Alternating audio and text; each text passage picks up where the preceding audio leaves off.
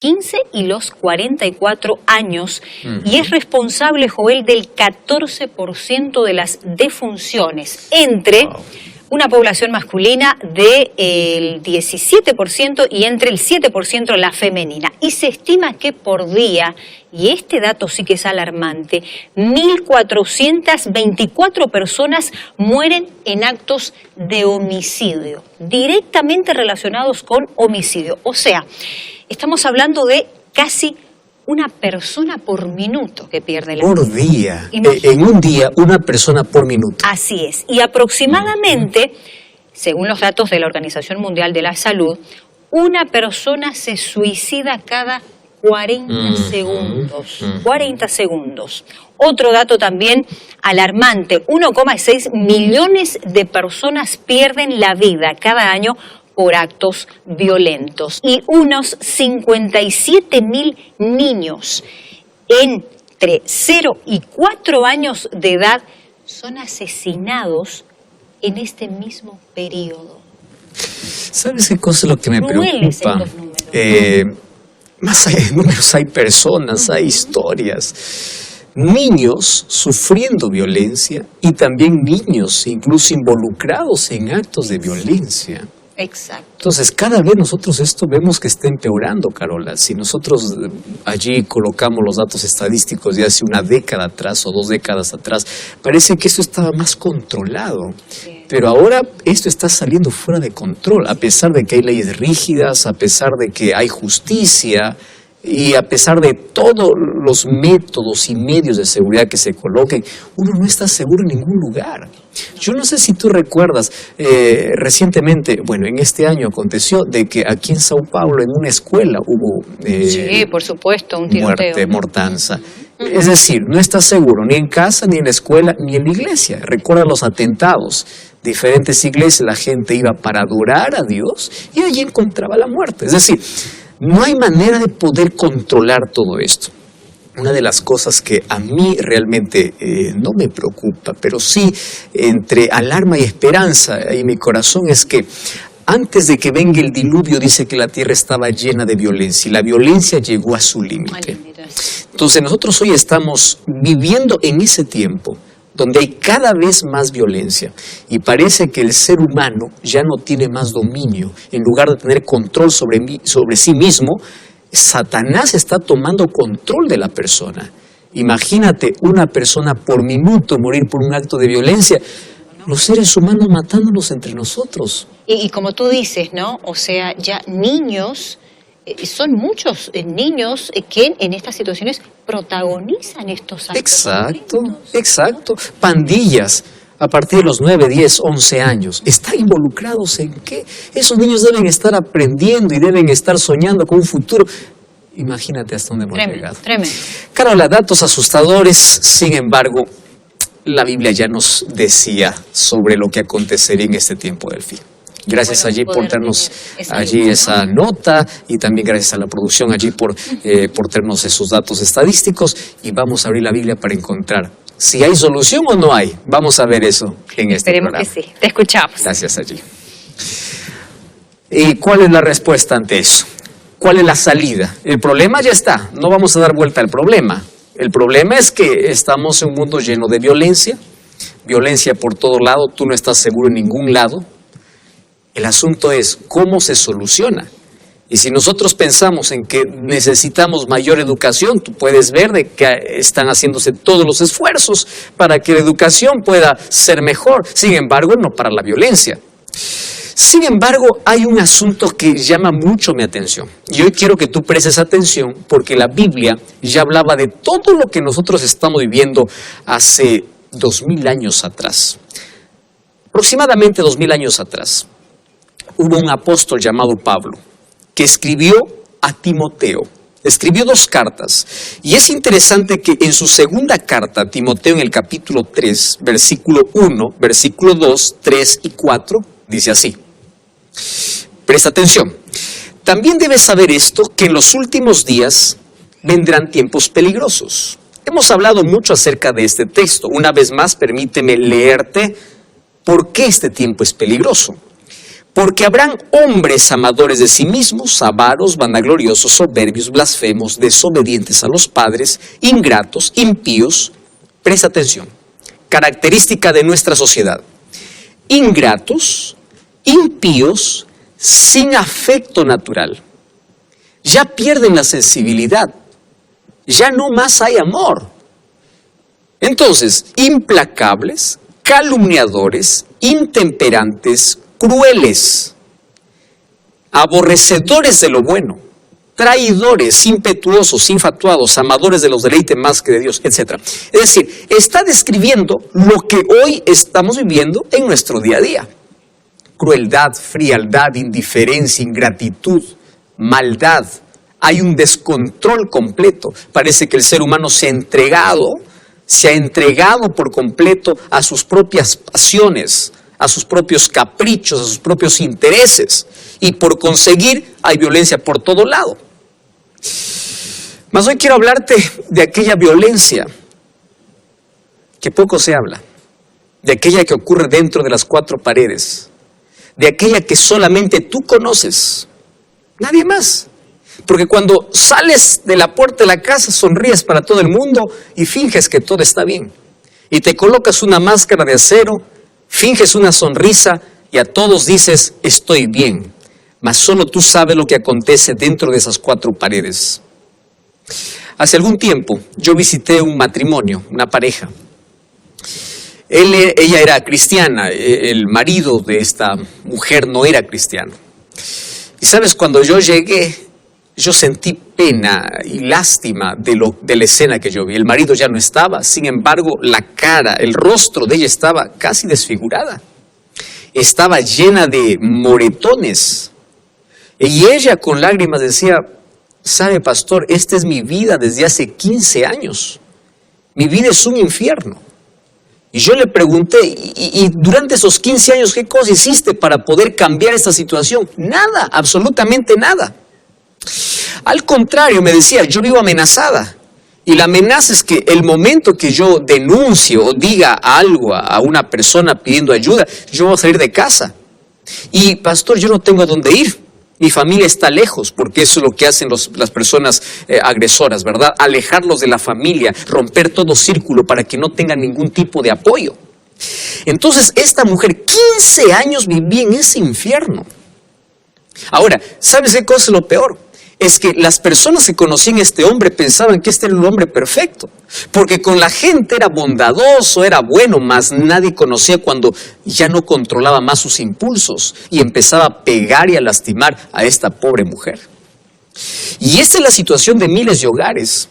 Ahora, ¿por qué viene aquí todo el peligro? ¿Y por qué no hay manera de parar la violencia? Porque si la violencia es permitida dentro del hogar, si no hay nadie quien pueda controlar esto, entonces también fuera del hogar, ¿cómo va a ser controlada? Esto es totalmente imposible. Ahora, la Biblia dice que en los tiempos finales habrán tiempos peligrosos. Y fíjate hasta dónde llegó a degradarse el ser humano. Tú y yo somos creación de Dios.